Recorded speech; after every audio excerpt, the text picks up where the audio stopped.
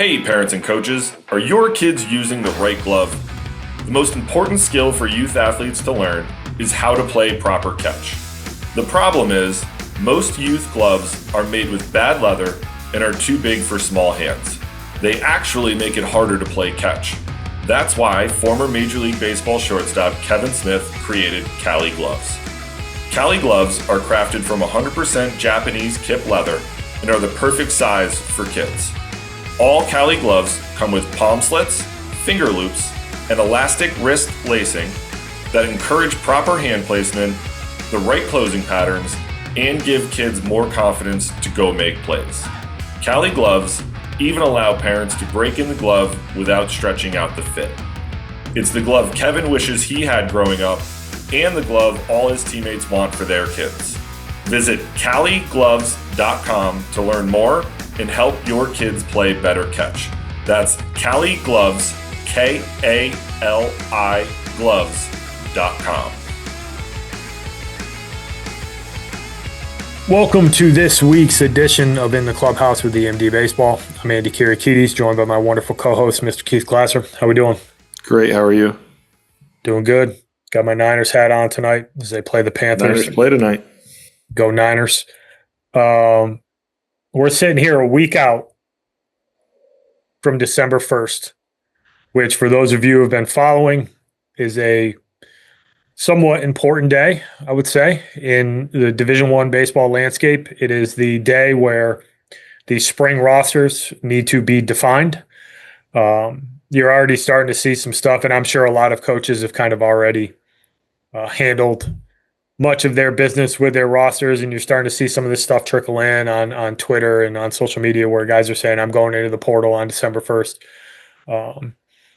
But I think this is it's our first taste of the new reality of the world that we live in with college baseball. And honestly, it's only going to get more cutthroat because those numbers are going to become more and more firm as the DSA statuses kind of trickle away. But Division I schools got to make a decision on what their rosters are going to look like for this spring. And there's kids that showed up on campus this fall that thought they were going to be Division I players who, based on their performance this fall, aren't going to be on somebody's roster. We talk about it all the time, like college sports, whether it's Division I, II, III, JUCO, NAI, like it's a ridiculously competitive environment, and this is one of those moments where it's one of those wake up calls of like, yeah, this is a privilege, not a right type of a situation. And December 1st is a big day for a lot of programs.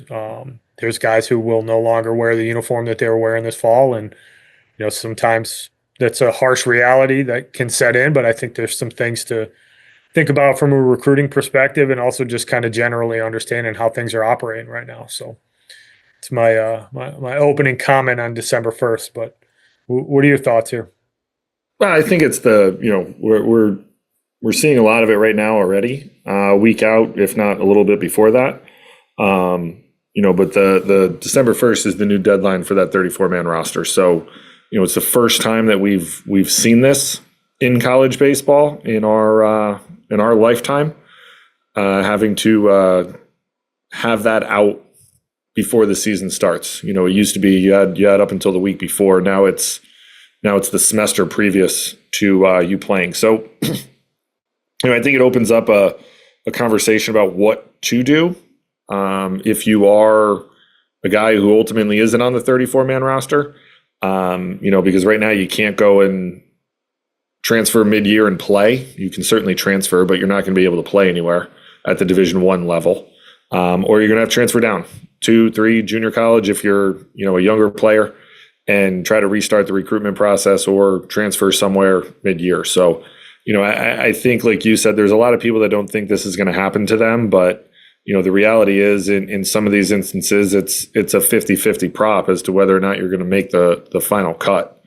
So I think some of it too is doing it on the front end, your due diligence there, and what does that look like to make sure that you're making the right decision before you end up at in a spot like this.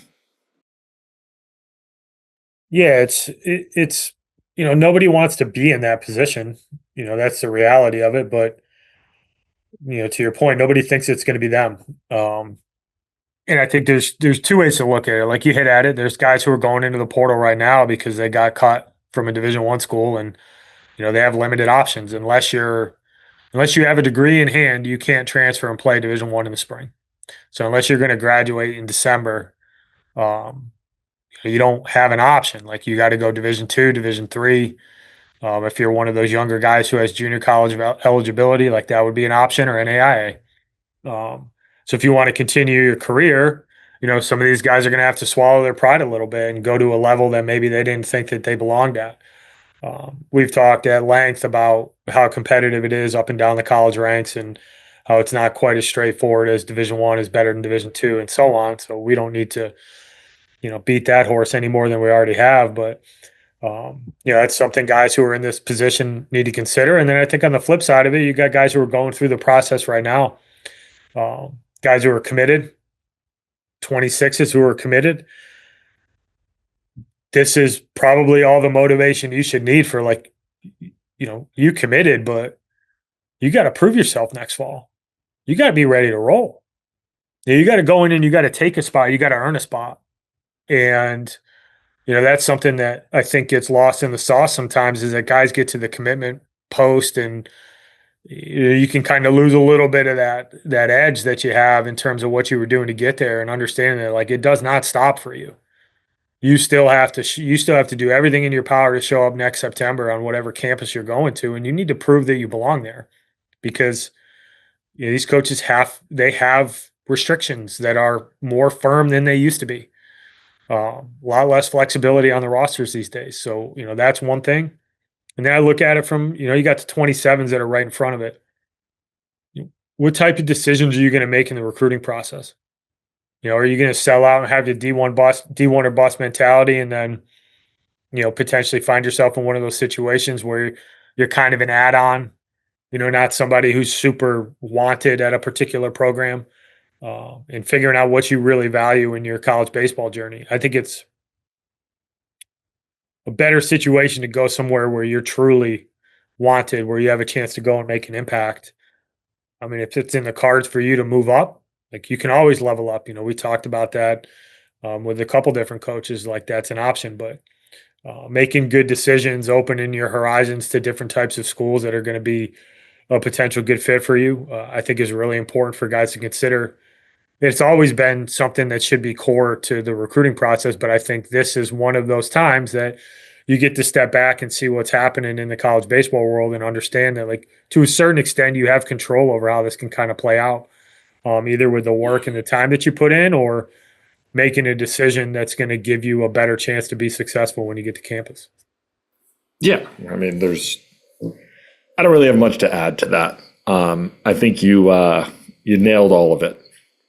I just think that it's interesting that we, seeing all this right now, that it's coming to fruition over the course of this fall, and now the day has arrived. It's today, and now rosters are set for the 2026 season. So there's going to be a lot of decisions that have to be made by kids and families, and I think for people listening and going through this process, that you don't want to be, not to say you don't want to be the person that gets cut. No one does, right? But you can mitigate that kind of stress and anxiety and situation by making sure that you do all the things you just said and make a good decision on the front end. And look, ultimately it can still happen, right? But if you can make the right decision on the front end, the likelihood of you being able to, being in this position is probably low. Yeah, I agree. Yeah, it's a new reality. And, we wanted to take a couple minutes just to kind of highlight it. I think it's something that people need to have an understanding of what's going on, and kind of what's unraveling in the college ranks right now, because it does impact. It impacts decision making. It should impact decision making. Maybe it won't, but should impact decision making. And for the guys who are committed right now, it 100% should be a little bit of a wake up call that you got plenty of work to do, right? You need to be undeniable when you get to campus. You do not want to find yourself on that proverbial chopping block. and much of that is going to be within your control. Anything else you want to add, Coach? No, sir. All right. Well, thank you for listening, everybody. Tune in next week. We'll have more to talk about. Talk to you then. Thank you. Thank you for listening this week. If you're watching on YouTube, go ahead and hit that subscribe button and smash that like button for us. Check us out on Apple Podcasts, Google Podcasts, as well as Spotify. You can follow us on Twitter and Instagram at EMD Baseball. If you want to find out what me and Keith do to help families and players navigate the recruiting process, go ahead and check us out on emdbaseball.com. Take a few minutes to check out our new online academy. I promise you'll get some good information out of that. Thanks again for listening. Check in with you next week.